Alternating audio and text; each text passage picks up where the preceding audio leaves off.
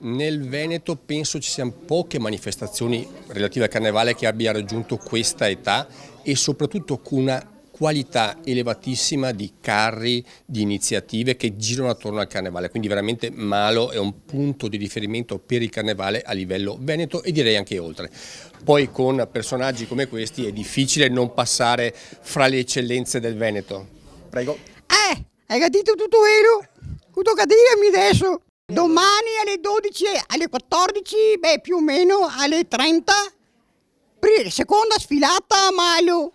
E dopo ci troviamo al 18, sempre alle 14:30, ultima sfilata con premiazioni. La Pessa.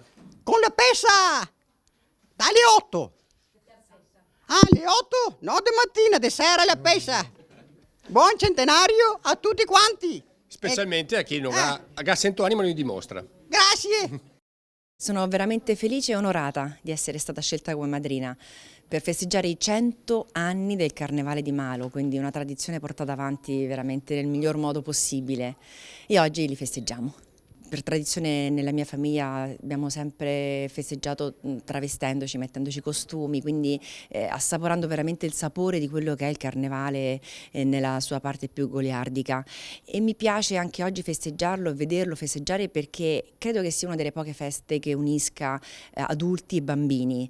E ieri lungo le strade di Malo c'era tantissima gente, grandi e piccini vestiti che lanciavano coriandoli, quindi con tanta voglia di divertirsi e di festeggiare.